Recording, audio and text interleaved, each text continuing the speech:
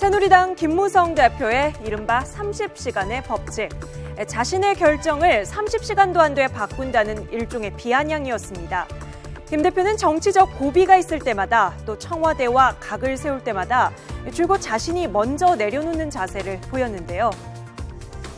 그런데 이번엔 참지 않았습니다. 마지막 순간에 결정적 한 방을 날렸다고나 할까요? 무엇이 김무성 대표를 이렇게 만든 걸까요?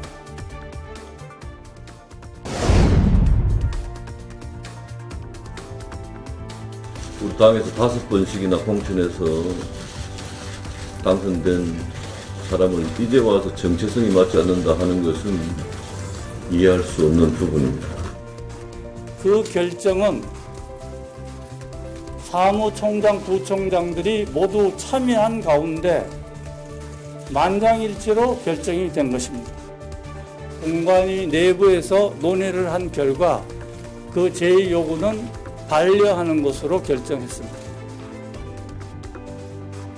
새누리당의 이한구 공천관리위원장이 임명된 뒤로 하루가 멀다 하고 이 위원장과 김무성 대표의 마찰이 빚어졌습니다. 일각에서는 당대표인 김무성 대표가 공천에 있어서는 허수아비가 아니냐 이런 소리까지 나왔었는데요.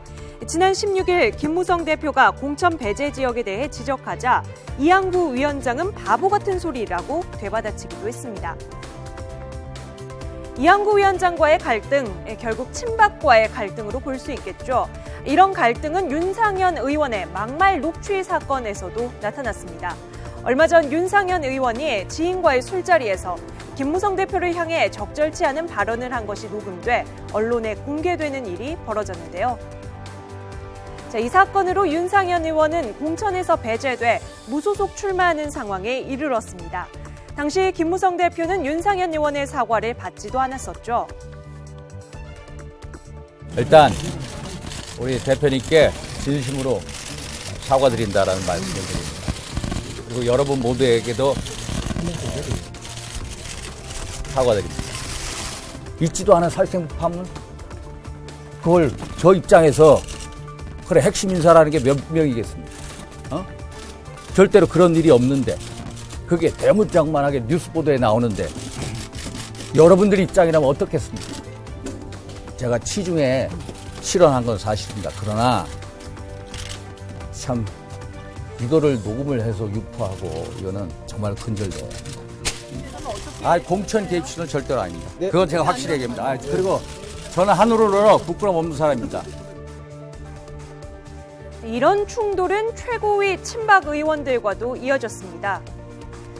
지난 수요일 새누리당 최고위는 유승민 의원의 공천을 둘러싸고 심야 최고위원회를 개최했는데요. 이 자리에서 친박 진영이 계속 김 대표를 압박하자 김 대표는 못해먹겠다며 분통을 터뜨렸다고 합니다. 그러자 원유철 원내대표도 너무하는 것 아니냐며 물러서지 않았다는 후문이 전해지는데요. 당 대표로서 마지막 절충 노력마저 친박이 무시하자 마침내 김무성 대표의 울분이 터진 것 아니냐는 분석이 나오고 있습니다. 김무성 대표도 상당히 정치적 내상을 입었죠.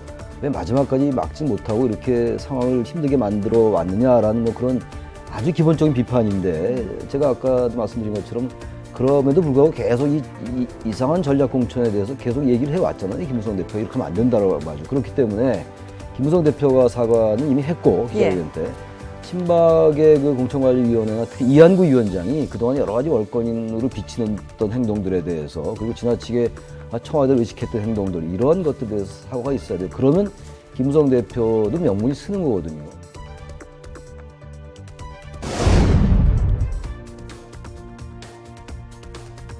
국민공천제를 통해서 그렇게 막고자 했던 탈당과 당내 분열이 되풀이 되었습니다. 모든 사람들이 아름다운 승리자가 될 수 있는 기회가 봉쇄되면서 당이 가해자와 피해자로 나뉘게 되었습니다. 당을 억울하게 떠나는 동지들이 남긴 이건 정의가 아니고 민주주의가 아니다.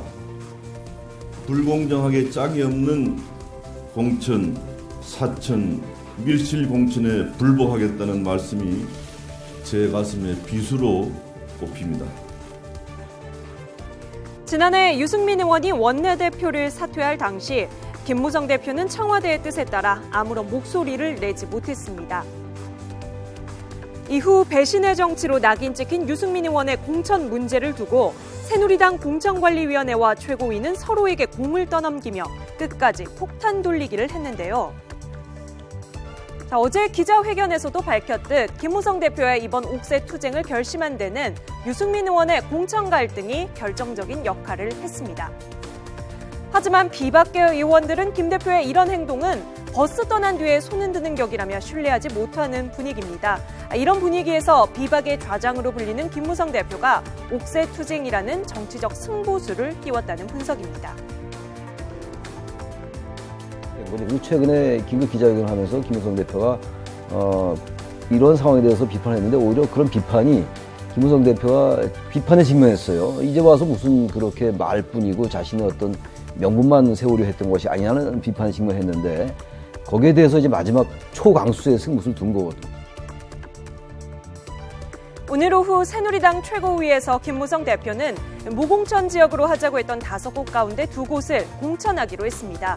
대구 달성의 추경호 후보, 이곳은 원래 박근혜 대통령의 지역구이기도 했죠. 그리고 대구 동갑의 정종섭 후보, 전 행정자치부 장관이죠. 결과적으로 대구 동을 이재만 후보와 은평을 유재길, 그리고 송파을의 유영하 후보는 무공천으로 출마할 수 없게 되는데요. 결국 김무성 대표의 옥새 투쟁은 친박과의 절충점을 찾은 선에서 끝나게 됐습니다. 김 대표의 이번 옥새 투쟁, 지금껏 자신이 고개를 숙여야 했던 청와대에 대한 한방이었을까요? 이번 옥새 파동이 총선에 어떤 결과를 가져올지, 또 총선 결과에 따른 상황은 또 어떻게 달라질지 궁금해집니다.